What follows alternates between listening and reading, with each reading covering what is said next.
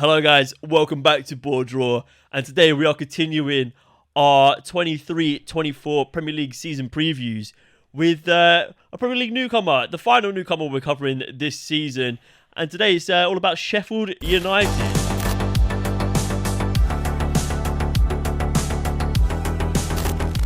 It is indeed. How did they fare, Luke, as a QPR fan and a Championship watcher? How did they fare last season in the Championship? To be honest with you, I spent most of my season looking at the other end of the table. Not for the whole season, though. There was a point when we were top. Yeah, you were getting a bit... I choose not to think about that anymore because it makes me sad. But yeah, no, Sheffield United went up in the automatics, second only to an outrageous Burnley team. Yes. Under, what's his name? Paul Higginbottom. Heckingbottom. What the heck? Yeah, man. In bottom? Yeah, Heckingbottom. They had an absolute sort of star team compared to what else was in the Championship at the time. Quite a few high level assets for the Championship, like Illiman and Dye, like Sander Berger, Ollie McBurney, even though he was fighting like some court case. Yeah, I'm impartial about him. I think he's a bit of a crackhead. Yeah, they made a really good signing. Amin Dozovic, the centre-back, he was by far and away probably the best centre-back in the Championship last season. They had Wes Fun running in goal, decent goalkeeper. They had their squad was a level above the Championship. Yeah, it was a Premish squad. Premish squad. They've done quite well to hold on to like quite a lot of their star players. Yeah. They had James McAtee and Tommy Doyle, I believe both Manchester City loanees. Oh, okay. So, obviously, we know the sort of talent that Manchester City's academy holds. So that they were very helpful. Tommy Doyle's been a name touted. I think he might get a Premier League move this summer if he's not already moved already. I haven't really been up to date with what he's been up to. But yeah, for me, Sheffield United, they were by far and away the second best team in the Championship. They almost caught... Is that why they finished second? Almost caught by Middlesbrough and Michael Carrick. Yeah. When Chuba Akpom decided to be a footballer again. What a man. But yeah, no, for me... Their team was far too good for the Championship. But we'll talk about sort of how they got on this transfer window because... this could be a quick one. Could be a quick one.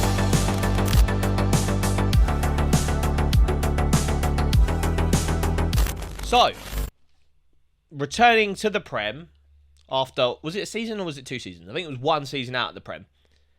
You think to kind of cement yourself back in the Prem so you're not becoming a bit of a yo-yo situation... that you take a decent chunk of money, you invest in spots that you need to kind of cement yourself back in the Prem. At this point in time, they have made 3 signings for a combined £7 million. They've got Benny Traore as a centre forward, Anis Slimani, who I think goes straight into that centre midfielder role, and Yasser Larouchi as a left back. So all names that kind of we haven't heard of.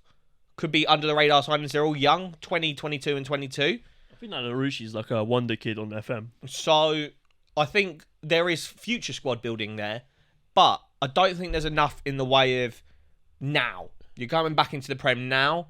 You're losing, like you said, James McAtee and Tommy Doyle back to Man City.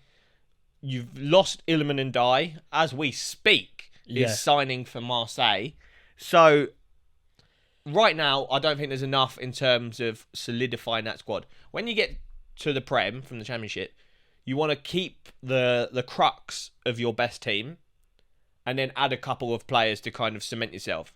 What they've done is lost a couple of star players like James McAtee, Tommy Doyle and Illiman and Dye and not really replace them with that kind of first team quality. The thing is, Illiman and Dye is only just left, which leaves them very little time to replace him in the transfer window.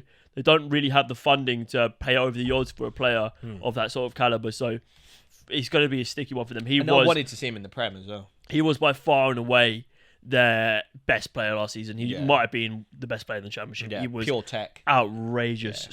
Such a talented player. And I think it was a bit rough for them because I think he literally had filmed a new video about signing a new contract. Oh. Narrated by Billy Sharp, who just left the club. Long. Getting the number 10 shirt as well. And he decided to go to Marseille. Which is rough. Yeah. But we have to move on. Football doesn't wait around. You have to be up at the races, otherwise you will find yourself battling relegation from the bat. For me, they haven't moved enough in this transfer window. there is enough talent in and around the world of football in the lower leagues that you can, if you want to and you work hard enough, you can find these gems. But I might be speaking that Don from Bristol City called? Alex Scott. Alex Scott, one young player of the season last season. How's he not got a Prem move? He's been touted with some pretty big clubs. Why don't you use the Ndai money? Get Alex Scott. Yeah, Alex Scott would be an outrageous sign for them. I don't even know. I saw a video of on FM for Manager Socials where they gave him a sign. You got him to sign a copy of FM, and he's still at Bristol City. Yeah. But why is he still there? Yeah. But yeah, they need to move more proactively for me. We saw Nottingham Forest go ham last season. If I'm seeing one team that needs to do that this season, it's Sheffield United. Yeah, 100%. Sheffield United need to do it. Luton obviously have a plan, and I think Luton's plan is if we get relegated, so be it. We're building a team to bounce back. I think they're less worried about relegation than Sheffield United. I think Sheffield United want to be a Prem team, whereas Luton obviously they want to be, but aren't like they're not banking on it. They're not banking on it. Whereas I think Sheffield United probably are, and there's not enough depth there. It's not enough depth. And not enough Prem quality. Well, they like you said, we've said this. They lost McAtee and Doyle, who were starters for them last season. Mm-hmm. They haven't replaced them, so they're going back to using the players that they were starting over. Yeah, it's going backwards. It's a backwards mindset. It's going backwards. Are they in a situation where they've gone forward? So they are double backwards. A worse start. Their starting level is worse now than it was beginning of last season. Double backwards, mate. How it doesn't make sense for me. I think the plus side that they've got is over teams like Luton is that they've got a few players that have been in the Prem before. They've got players who they've kept. Egan, Robinson, McBurney, Norwood, Sander Berger, all were there when they were in the Prem last time. Yeah. So that unit has experienced the relegation battle before.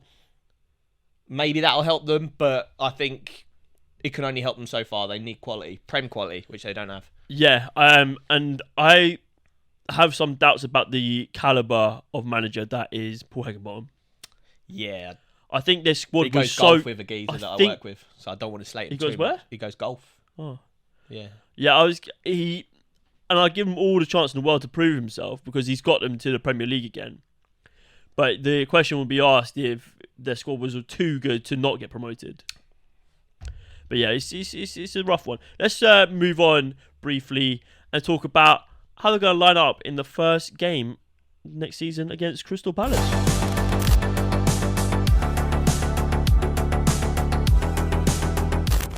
Crystal Palace having their own world of issues, and they kick off the season against the team we're talking about today, Sheffield United, whose lineup is less than thrilling. So they play a they're used to now a three at the back system, very much from their time under Chris Wilder and then Paul Heckingbottom. They're kind of very used to these three big centre halves and then two flying fullbacks. So at the moment they got Fotheringham in goal, Ahmedzovic, Egan and Robinson as their three centre backs. Like I said, Egan and Robinson, that's previous Prem quality, but are they at the level? Ahmedzovic is by far their best centre back. So Egan maybe there's as well. I like Egan. Jack Robinson. Not feeling Jack Robinson, but there's scumbag. Oh, we've got previous. Yeah, I can tell. So there's level. There's a decent level there. I'd say that's not their biggest problem at the moment. And then the flying fullbacks of Baldock, who's been there in the Prem, and Lowe. The midfield I think is okay. Sanderberger and Ollie Norwood, I like. Problem is Ollie Norwood wasn't starting last season. Yeah. I think he's okay. I don't think he can be your starting centre mid, but Sanderberger can. He's young, talented, plays for Norway, good player. And then this Slimani guy, no idea about him, but I assume he slots in as a replacement for. What they're missing is their Lundstrom. John Lundstrom, goals machine. He was an FPL favourite, and he was outrageous for them under Chris Wilder. And what they are missing is fucking Illiman and Dye, who has moved, so he's not going to start for them. So they got McBurney, no Billy Sharp now. McBurney up top with no one at the moment, and I don't even rate McBurney, so they've got no one up top. It is looking dire for them. And we say this a lot. goals make the difference between a relegation team and a team. It's that a very survives. obvious thing to say, but Like, yeah, you need a goal scorer You if had you're down at the bottom. Brentford, they had Ivan Toney to rely on. Fulham have had Mitro to rely on. Wolves used to have Jimenez. The reason they're slipping down now is because Jimenez is. Mm-hmm. Oh no, that was mean. I was going to call him. Nah, I won't say that. And he's a Fulham player now. But yeah, so you can tell when a player stops delivering goals, their team will slip. It gets rough. Simple mathematics. Baby. It does get rough. To be honest, for me, if I'm a Sheffield United fan, I'm worried. Yeah. I am worried. But not looking good, bruv. We've been proven wrong before. They didn't move too much in their previous transfer windows in the Premier League, and they went on to record a record high finish, and they were outstanding under Chris Wilder. So we can't write them off just yet. The season hasn't begun. But for me, I would be getting a little, you know what I mean? I don't get nervous, but I'm a little bit shaky. Sheffield United fans, let us know down below why we shouldn't be nervous for you. Yeah, because all you care about is our opinion of your club. We're here. We love to see a club stick by the players that have gotten promoted. What I love is when newly promoted teams come, survive, and knock out some of the fucking stale teams of the Prem.